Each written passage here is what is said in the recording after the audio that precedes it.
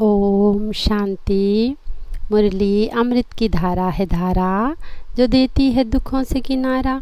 आइए, आपका स्वागत है मुरली अमृत की धारा में। तो आज है 10/8/23 के महावाक्यों में बाबा अमृत पान कराते हैं। बाबा बोले, मीठे बच्चे, जब से तुम ईश्वरीय संतान बने हो, यानी जब से हम बाबा के ज्ञान में चल रहे हैं, परमात्मा की संतान बने हैं, तो हमारी पुरानी चाल चलन, स्वभाव, संस्कार, दृष्टिवृत्ति सब क्या हो जाती है? चेंज हो जाती है। हम इस शरीर में रहते हुए भी हमारा क्या हो गया? नया जन्म हो जाता है। पुराना सब कुछ खत्म, क्योंकि हमें स्वयं का भी और परम पिता परमात्मा का भी क्या मिल जाता है? परिचय मिल जाता है। तो इस समय हम हैं ही क्या? ईश्वरीय संतान। हमने इस समय ईश्वरीय गोद ली है, फिर हम जाएंगे दैवी कुल में।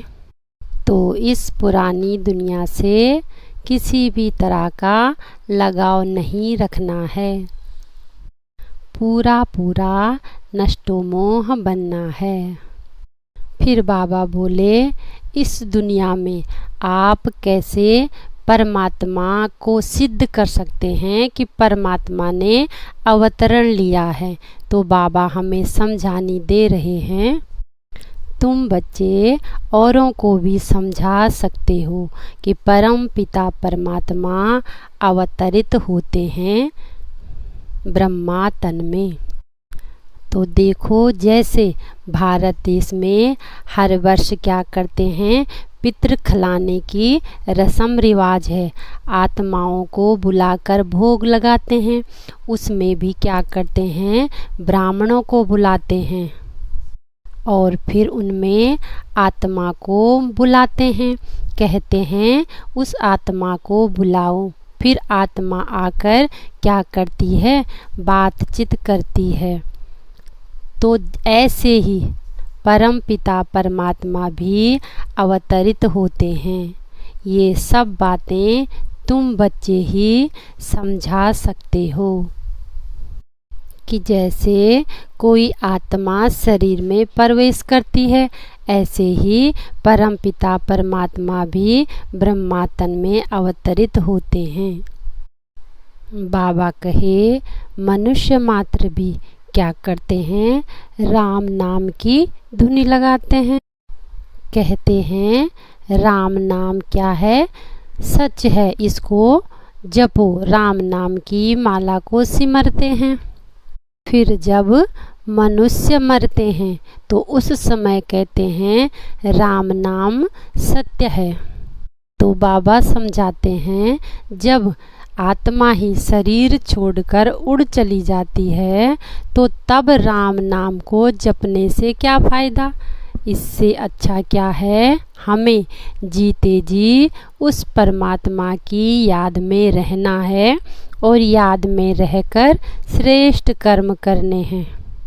जीते जी ही ईश्वरीय गोद लेनी है। सिर्फ बुद्धि से बाप को याद करना है, क्योंकि बुद्धि तो आत्मा में ही है। तो पहले संकल्प उठता है, फिर कर्मेंद्रियों द्वारा कहा जाता है या समझा जाता है कि क्या रॉन्ग है और क्या राइट है। मनुष्य मात्र तो भगवान को ही क्या कह देते हैं? वो सर्वव्यापी है। अब बाबा कहते हैं, मैंने आकर तुम बच्चों को नॉलेज दी है कि परम पिता परमात्मा सर्वव्यापी नहीं है। ईश्वर तो है ही एक निराकार शिव। तो ये सब बातें तुम ब्राह्मण बच्चे ही अच्छी रीति समझते हो। तो अपने आप को ईश्वर का बच्चा समझना है, और बच्चा समझने से ही हमको सतयुग का वर्थ राइट मिलता है, यानी सतयुग की बादशाही मिलती है। फिर बाबा बोले, रुद्र ज्ञान यज्ञ तो है ही मशहूर, रुद्र है ही एक निराकार परमात्मा। फिर बाबा बोले, भारत में रस्म रिवाज है कि पितर को खिलाते हैं, ब्राह्मणों को बुलाकर पितरों को खिलाते हैं, फिर कहते हैं इनसे तुम्हें जो पूछना है वो पूछ सकते हो। तो शरीर तो आ नहीं सकता है, फिर आत्मा को बुलाते हैं। तो ऐसे ही परम पिता परमात्मा भी ब्रह्मातन का आधार लेकर हम बच्चों को पढ़ाने आते हैं। फिर जैसे मंदिरों में भी भोग लगाते हैं, पितृ को भी भोग लगाते हैं, गुरु नानक की आत्मा को भी भोग लगाया जाता है। वो थे ही क्या, धर्म स्थापन करने वाले। तो बाबा कहे, मैं ब्राह्मण धर्म की स्थापना करता हूँ।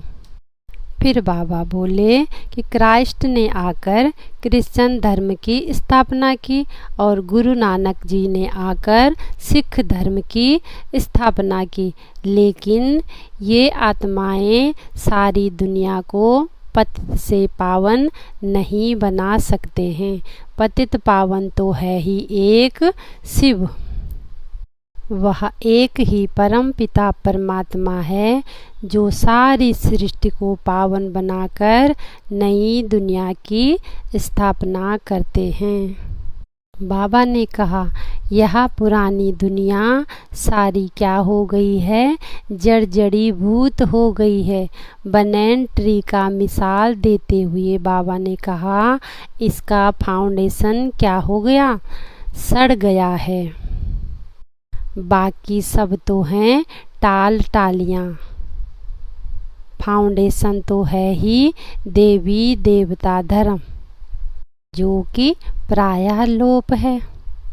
फिर परमात्मा आकर देवी देवता धर्म की स्थापना करते हैं ब्रह्मा द्वारा।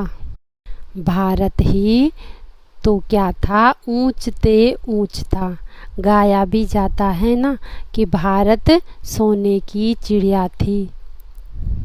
तो भारत धन धान्य से क्या था, सदा भरपूर था।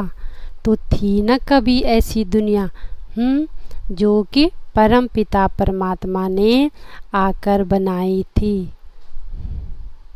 अब सब जड़ी भूत हो गया है। परम पिता परमात्मा आकर इसे फिर नया बनाते हैं। फिर बाबा बोले, श्याम और सुंदर का भी गायन है। तो शाम कब बनते हैं, जब आत्मा रूपी, तो गाया भी जाता है श्याम और सुंदर। तो शाम कब थे और सुंदर कब थे, तो आत्मा जब प्योर थी, गोरी थी, तब सतयुग राजधानी थी। उस समय सारी दुनिया क्या थी, एकदम प्योर थी। आत्मा और शरीर दोनों प्योर थे, तो सब गोरा था। सुख शांति संपन्न से भरी हुई दुनिया थी। और अब आत्मा क्या बन गई है, शाम बन गई है। उसमें विकारों की कट पड़ गई है। तो बाबा ही आकर आत्मा को शाम से सुंदर बनाते हैं। तो इस समय परम पिता परमात्मा आकर मुझ आत्मा को शाम से सुंदर बना रहे हैं। फिर बाबा बोले, सारे कल्प की आयु है ही 5000 वर्ष। आधा कल्प सुख और आधा कल्प दुख है।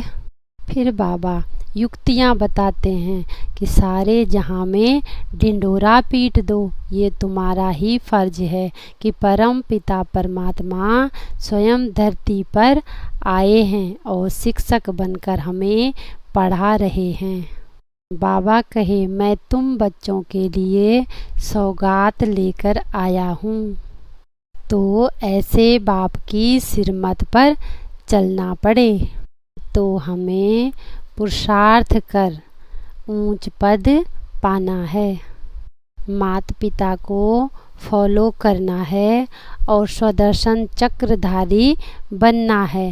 श्रीमत पर चलकर बाप के गले का हार बनना है।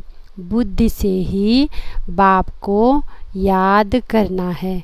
वो दुनिया वाले क्या करते हैं, बाबा ने कहा राम राम की धुन लगाते हैं, लेकिन तुमको आवाज़ से परे जाना है। हमें किसी भी प्रकार की आवाज़ नहीं करनी है। फिर बाबा कहे अपना देह अभिमान त्यागना है और सिर्फ स्वमान की सीट पर स्थित रहना है। समर्थ में रखना है कि भाग्य विधाता बाप मुझे भाग्यवान बना रहे हैं। ये समय जो है भाग्य प्राप्ति का समय चल रहा है। तो बाबा कहे स्वमान की सीट पर सेट रहोगे तो तुम्हें सम्मान आपे ही मिलेगा। तो हर कदम पर बाप की श्रीमत पर चलना है और ब्राह्मण परिवार की भी क्या लेनी है, दुआएं लेनी है। तो हम सदा ही आगे बढ़ते रहेंगे। अच्छा, तो भाग्य विधाता बाप मुझ आत्मा का भाग्य बना रहे हैं, तो मैं भाग्यशाली आत्मा हूँ। तो ऐसे बाप को सदा दिल से शुक्रिया शुक्रिया शुक्रिया। ओम शांति।